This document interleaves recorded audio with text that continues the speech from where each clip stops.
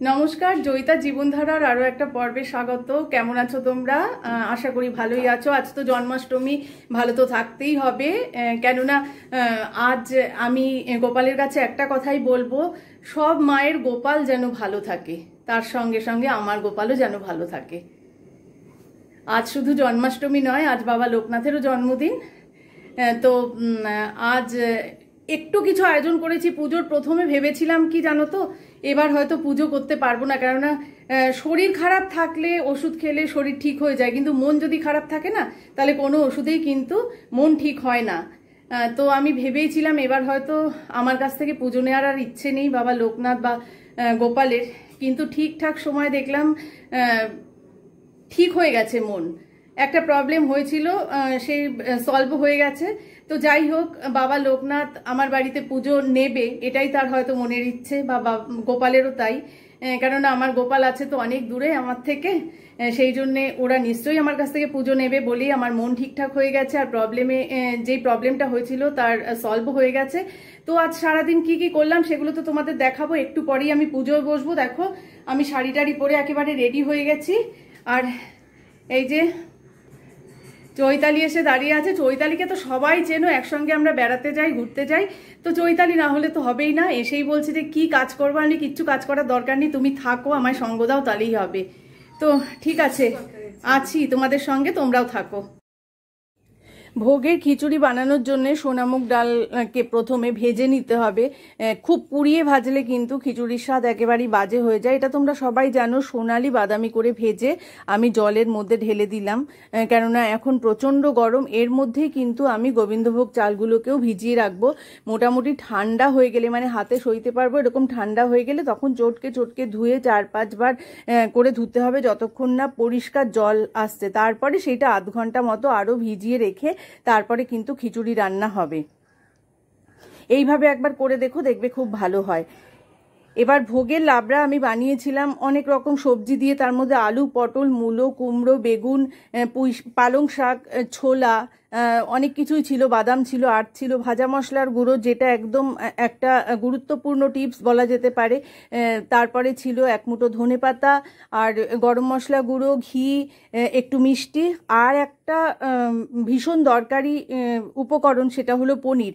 এটা কিন্তু অনেকেই দেন না ভোগের লাবড়া রান্নায়, কিন্তু আমি একটু পনির দিই। পনির দিলে কিন্তু লাবড়ার টেস্ট অনেক বেড়ে যায়।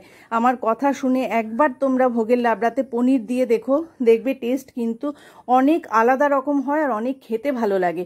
আর ভোগের লাবড়া কিন্তু ঝোল ঝোল হয় না। আর একটা গুরুত্বপূর্ণ উপকরণ হলো পালং শাক। ছোট একাটি পালং শাক কিন্তু দিতেই হবে, না দিলে কিন্তু লাবড়া একেবারেই অসম্পূর্ণ থেকে যাবে, ভালো হবে না খেতে। একবার ঠিক এইভাবে বানিয়ে দেখো। এবার মোহনভোগ রান্না করার জন্য আমি প্রথমে নারকেল কুচি আর কাজু বাদামগুলোকে ঘিয়ে ভেজে তুলে রেখেছিলাম। কে কে মোহনভোগে নারকেল কুচি দাও সেটা কিন্তু আমায় জানিও, আমি কিন্তু দিই। আর যারা দাও না তারা একবার দিয়ে দেখো। তারপরে ঘিতে সুজিটা ভেজে দিয়ে দিলাম দুধ আর এলাচ গুঁড়ো। এখানে কিন্তু আমি গুঁড়ো দুধ দিয়েই কিন্তু রান্নাটা করছি। পায়েস, মোহনভোগ সব কিছু গুঁড়ো দুধ দিয়েই করব। এবার আমি চিনি দিয়ে দিলাম। চিনি দিলে কিন্তু একটু পাতলা পাতলা মতন হয়ে যায়। তারপরে এটাকে আরও 2-3 মিনিট মতন রান্না করলে আমার মোহনভোগ একেবারেই তৈরি। উপরে দিয়ে দিলাম ঘিয়ে ভাজা কাজু আর নারকেল কুচি। এটা জাস্ট অসাম লাগে খেতে। একবার এইভাবে বানিয়ে দেখো, বানিয়ে দেখে আমায় বলো কেমন লাগলো। আমি কিন্তু আগে নারকেল কুচি দিতাম না, কিন্তু এখন দিলে ভীষণই ভালো হয়। আর আমি কিশমিশটা একটু অ্যাভয়েড করি, কেননা কিশমিশ অনেকেই পছন্দ করে না। তো যারা যারা কাজু কিশমিশ দিয়ে করো তারা তো করবেই, তার সঙ্গে নারকেল কুচি একবার দিয়ে দেখো। আর পায়েসটাও কিন্তু আমি গুঁড়ো দুধ দিয়ে করছি। গুঁড়ো দুধটা মোটামুটি ফুটে ওঠার পরে আমি দিয়ে দিলাম এলাচ গুঁড়ো, তার মধ্যে দিয়ে দেব ভিজিয়ে রাখা গোবিন্দভোগ চাল। মোটামুটি ভালোভাবে সেদ্ধ হয়ে গেলে দিয়ে দিলাম কাজু। আর আমি পায়েসেও কিন্তু কিশমিশ দেইনি, তোমরা কিন্তু কিশমিশ, পেস্তা, আমন্ড সব কিছুই দিতে পারো। তো পায়েস কিন্তু আমার অনেকটাই তৈরি হয়ে গেছে। শেষে কিন্তু দিয়ে দেবো আরও একটু গুঁড়ো দুধ। রান্নাটা হচ্ছে গুঁড়ো দুধটাকে লিকুইড করে, তারপরে শেষে আবারও একটু গুঁড়ো দুধ দিলে কিন্তু টেস্ট অনেক বেড়ে যায়। এটা সবাই জানো, তবুও আমি আরেকবার বলে দিলাম। ধামেতে বাবা নেমে আসিলেন, 12 গ্রামেতে বাবাকে প্রথমে কেউ চিনিতে না পারে, পাগল বলিয়া সব উপহাস করে। একদিন 2 ব্রাহ্মণের পৈতা জড়াইল, গায়ত্রী করিয়া বাবা তাহা খুলে দিল। চারিদিকে এই কথা প্রচার হইল, দলে দলে ভক্তবৃন্দ আসিতে লাগিল। অতঃপর আশ্রম হইল বারদিতে, বহু ভক্ত শিষ্য সেথা লাগিল আসিতে। পাপি তাপি রোগী কত আসিল তথায়, সবাকার কষ্ট বাবা করে নিরাময়। শিষ্য আর ভক্তে বাবা বলেন এ কথা, আমাকে ঠাকুর রূপে পূজা করা বৃথা। শ্রদ্ধা ভক্তি নিয়ে যে বা আমারে ডাকিবে, অবশ্যই সেই ভক্ত মোর সারা পাবে। আমি নেই এই কথা করুণা মনেতে, ছিলাম আছি থাকবো সদা তোদের মাঝেতে। জলে স্থলে যখনই বিপদে পড়িবে, তখনই আমার কথা স্মরণ করিবে। এই রূপে লোকনাথ কত লীলা করে, কার সাধ্য সেই সব বর্ণিবারে পারে। 160 বৎসর বাবার বয়স হইল, মর্তধাম ত্যাজিতে বাবার ইচ্ছা হলো। 1200 সবাই মিলে যদি পুজো করা যায় তাহলে কিন্তু খুব ভালো লাগে, কিন্তু আমাদের কোয়ার্টারের ঘর তো খুব একটা বড় না, সেই জন্য সবাইকে নেমন্তন্ন করার ইচ্ছে থাকলেও করা সম্ভব হয় না। এটা যদি আমার নিজের বাড়িতে হতো তাহলে তো সবাইকেই নেমন্তন্ন করতে পারতাম, আর সবাই আসলে ভীষণই ভালো লাগে। তো সেদিনকে সকাল 7টা থেকে আমি রান্না শুরু করেছি। রান্নার মধ্যে ছিল খিচুড়ি, 5 রকম ভাজা, একটা লাবড়া, ছিল মোহনভোগ, অনেক রকমের মিষ্টি, লুচি, আর ছিল তালের বড়া অবশ্যই। আর গোপাল আর বাবা লোকনাথের সব থেকে যেটা মেন মানে ইম্পর্টেন্ট যেটা, সেটা হলো খাবারের মধ্যে মাখন আর মিছরি, এটা তো ছিলই, আর ছিল বাতাসা, পায়েস।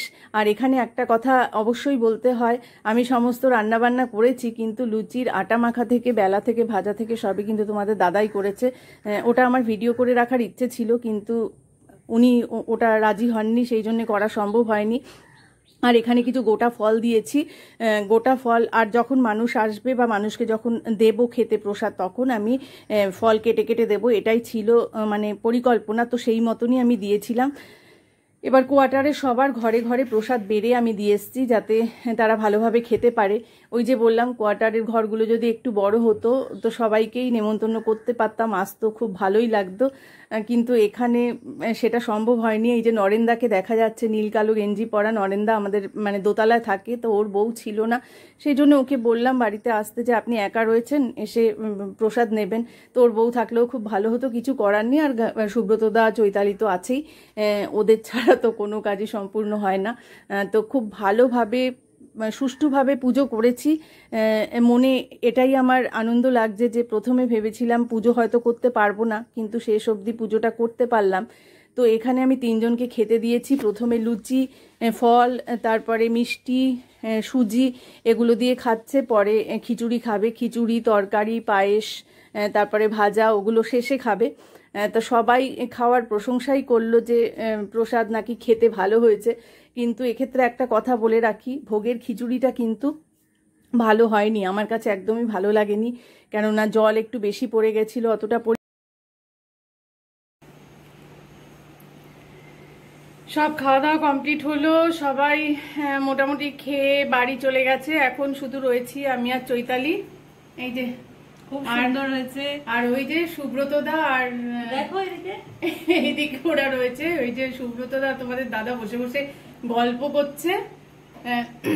আজকে বেশ প্রত্যেকটা রান্না খুব সুন্দর হয়েছে, একদম খিচুড়িটা গলে গলে পাতলা হয়ে গেছে, আমার তো গলে গেছে, সুন্দর হয়েছে। আমি যা রান্না করি চৈতালি সেটাই ভালো বলে।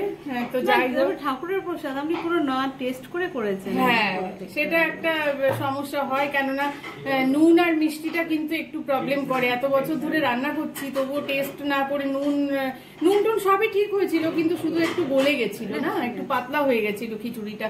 খিচুড়ি যেমন ভোগের খিচুড়ি যেমন হয়, ঠিক সেইভাবে হয়নি। তো যাই হোক, কিছু করার নেই। কেমন লাগলো আজকের ভিডিওটা সবই তো দেখলে, তোমাদের কাছে সবকিছুই একটু একটু করে শেয়ার করলাম।